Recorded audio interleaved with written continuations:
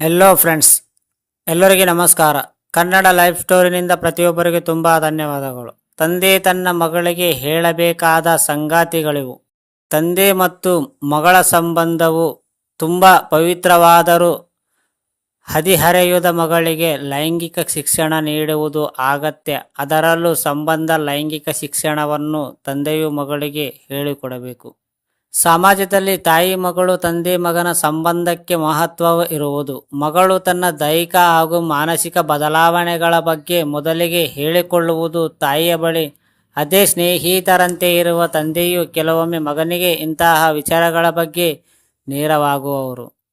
ಆದರೆ ತಾಯಿಯ ಮಾತ್ರ ಮಗಳಿಗೆ ಇಂತಹ ವಿಚಾರಗಳನ್ನು ಹೇಳಿಕೊಡುವುದಲ್ಲ.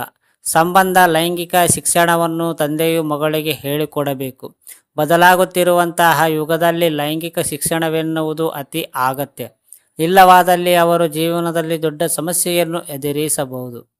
ಭಾರತದಲ್ಲಿ ತಂದೆಯ ಬಗ್ಗೆ ತುಂಬ ಗೌರವ ಹಾಗೂ ಒಂದು ರೀತಿಯ ಭಯ ಭಕ್ತಿಯೂ ಇರುವುದು. ಇಂತಹ ಸಂದರ್ಭದಲ್ಲಿ ಮಗಳು ಲೈಂಗಿಕ ಶಿಕ್ಷಣವನ್ನು ಪಡೆಯುವುದು ತುಂಬ ದೂರದ ಮಾತು. ತಂದೆಯು ತನ್ನ ಮಗಳಿಗೆ ಯಾವ ರೀತಿಯಿಂದ ಲೈಂಗಿಕ ಶಿಕ್ಷಣವನ್ನು ನೀಡಬಹುದು ಎಂದು ಈ ಸ್ಟೋರಿಯಲ್ಲಿ ತಿಳಿಸಿಕೊಡಲಾಗಿದೆ. ನಗರ ಪ್ರದೇಶದಲ್ಲಿನ ತಂದೆ ಮಗಳಿಗೆ ಇಂತಹ ಶಿಕ್ಷಣವು ಅತಿ ಅಗತ್ಯವಾಗಿರುವುದು. ಪುರುಷರ ಬಗ್ಗೆ ಮಾತನಾಡುವಾಗ ವೇಳೆ ನಿಮ್ಮ ಬಗ್ಗೆ ಮಾತನಾಡಿ. ನಿಮ್ಮ ಮಗಳಿಗೆ ನೀವು ಹುಡುಗರು ಕೆಟ್ಟವರು, ಅವರು ಒಳ್ಳೆಯವರು ಎಂದು ಹೇಳುತ್ತಿದ್ದರೆ ಇದನ್ನು ನೀವು ಈಗಲೇ ನಿಲ್ಲಿಸಬೇಕು. ನೀವು ಮಗಳಿಗೆ ಹುಡುಗರ ಬಗ್ಗೆ ಸರಿಯಾದ ಮಾತನ್ನು ಹೇಳಿಕೊಡಬೇಕು. ಹುಡುಗರು ಕೆಟ್ಟವರು ಎಂದು ಹೇಳಿದರೆ ಆಗ ಅದು ಸರಿಯಾದ ಕ್ರಮವಲ್ಲ. ಇದರಿಂದ ನಿಮ್ಮ ಮಗಳಲ್ಲಿ ಭೀತಿಯು ಉಂಟಾಗಬಹುದು ಮತ್ತು ಆಕೆಯ ಸ್ನೇಹಿತರು ಅಥವಾ ಸಂಗಾತಿಯಲ್ಲಿ ನಂಬಿಕೆ ಮೂಡಲು ಕಷ್ಟವಾಗಬಹುದು. ಹುಡುಗರ ಬಗ್ಗೆ ಆಕೆಯ ಅಭಿಪ್ರಾಯ ಏನು ಎನ್ನುವುದು ಮೊದಲಿಗೆ ನೀವು ಕೇಳಿ. ನಿಮ್ಮ ಬಗ್ಗೆ ಮಾತನಾಡಿ ಮತ್ತು ಕೆಲವೊಂದು ವಿಚಾರಗಳನ್ನು ಹೇಳಿ. ಹುಡುಗರು ಯಾವ ವಿಚಾರವನ್ನು ಗ್ರಹಿಸುವವರು, ಯಾವುದನ್ನು ಇಷ್ಟಪಡುವುದಿಲ್ಲ ಮತ್ತು ಯಾವುದನ್ನು ಇಷ್ಟಪಡುವವರು ಎಂದು ಹೇಳಬೇಕು. ಇದೆಲ್ಲವನ್ನು ನೀವು ಮುಕ್ತ ಮನಸ್ಸಿನಿಂದ ಹೇಳಬೇಕು. ನೀವು ಅವರಲ್ಲಿ ಲಿಂಗ ಭೇದವನ್ನು ಉಂಟು ಮಾಡಬಾರದು. ಗೌರವ ಪಡೆಯುವುದನ್ನು ಕಲಿಸಿ. ಹದಿಹರೆಯಲ್ಲಿರುವಂತಹ ನಿಮ್ಮ ಮಗಳು ಆಕರ್ಷಣೆಗೆ ಒಳಗಾಗಬಹುದು ಅಥವಾ ಪ್ರೀತಿಯಲ್ಲಿ ಬೀಳಬಹುದು. ಇಲ್ಲಿ ನಿಮ್ಮ ಇಷ್ಟ ಕಷ್ಟಗಳು ಯಾವುದು ಕಡೆಗಣೆ ಬರುವುದಿಲ್ಲ. ಹದಿಹರೆಯದಲ್ಲಿ ಅವರ ದೇಹದಲ್ಲಿ ಆಗುವಂತಹ ಹಾರ್ಮೋನ್ ಬದಲಾವಣೆಯು ಯಾವುದೇ ನಿಯಂತ್ರಣಕ್ಕೂ ಬಗ್ಗದು. ಆದರೆ ಆಕೆಯ ಆಯ್ಕೆಯು ಸೌಂದರ್ಯ, ಜನಪ್ರಿಯತೆ ಮತ್ತು ಸಂಪತ್ತಿನ ಮೇಲೆ ಅವಲಂಬಿತವಾಗಿದೆಯೋ ಎಂದು ತಿಳಿಯಿರಿ. ಆಕೆಯು ಸರಿಯಾದ ಆಯ್ಕೆಯನ್ನು ಮಾಡಬೇಕು ಎನ್ನುವುದರ ನಿಮ್ಮ ಆಸೆಯಾಗಿರುವುದು. ನೀವು ತಂದೆಯಾಗಿ ಆಕೆಯ ಮಾದರಿಯಾಗಬೇಕು. ನಿಮ್ಮ ನಡವಳಿಕೆಯು ಕೂಡ ಮಗಳ ಮೇಲೆ ಪರಿಣಾಮ ಬೀರುವುದು. ಹೀಗಾಗಿ ಆಕೆಗೆ ಗೌರವ ಪಡೆಯುವುದು ಹಾಗೂ ಕೊಡುವುದು ಹೇಗೆ ಎಂದು ತಿಳಿಸಿ. ವಿಷಕಾರಿ ಸ್ನೇಹಿತರಿಂದ ದೂರವಿರಿಸಿ.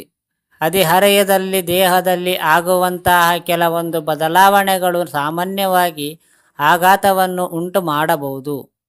ಹದಿಹರೆಯದಲ್ಲಿ ಲೈಂಗಿಕ ಆಕಾಂಕ್ಷೆಯ ಅಧಿಕ ಮತ್ತು ಇದರ ಹಿಂದಿನ ಪರಿಣಾಮಗಳು ಏನು ಎಂದು ತಿಳಿಯದು. ಕೆಲವು ವಿಷಕಾರಿ ಸ್ನೇಹಿತರಿಂದ ಮಗಳು ದೂರವಿಡಬೇಕು.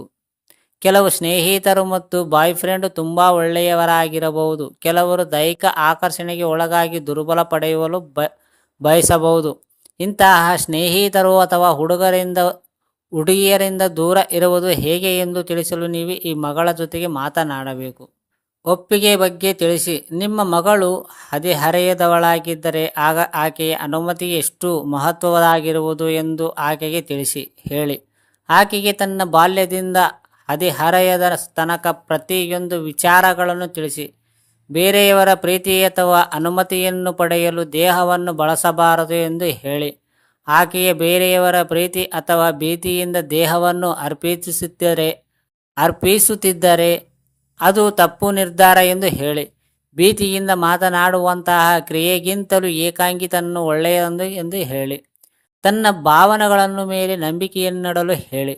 ಬಾಲ್ಯದಿಂದಲೂ ನಂಬಿಕೊಂಡು ಬಂದಿರುವಂತಹ ಕೆಲವೊಂದು ನಂಬಿಕೆಗಳು ಹಾಗೂ ಕನಸುಗಳ ಮೇಲೆ ನಂಬಿಕೆಯನ್ನಿಡಬೇಕು ಎಂದು ಹೇಳಿ. ಯಾಕೆಂದರೆ ಭೀತಿ ಮತ್ತು ಆಕರ್ಷಣೆಯು ಇದರಿಂದ ಆಕೆಯನ್ನು ದೂರ ಮಾಡಬಹುದು. ಆಕೆಯ ಮಾರ್ಗದರ್ಶಕರಾಗಿ ಮತ್ತು ಆಕೆಯ ಕ್ರಮಕ್ಕೆ ತೀರ್ಪು ನೀಡಲು ಹೋಗಬೇಡಿ. ತನ್ನ ಒಳಮನಸ್ಸನ್ನು ಇಲ್ಲವೆಂದು ಹೇಳಿದರೆ ಆಗ ಅದನ್ನು ಪಾಲಿಸಬೇಕು ಎಂದು ಹೇಳಿ.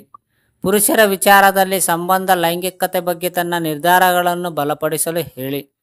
ದೈಹಿಕ ಮತ್ತು ಮಾನಸಿಕವಾಗಿ ಬಲಿಷ್ಠವಾಗುವ ವಯಸ್ಸು ಯಾವುದು ಎಂದು ಹೇಳಿ. ಬೀದಿ ಕಾಮಣ್ಣರ ಬಗ್ಗೆ ಜಾಗೃತರಾಗಿರಿ.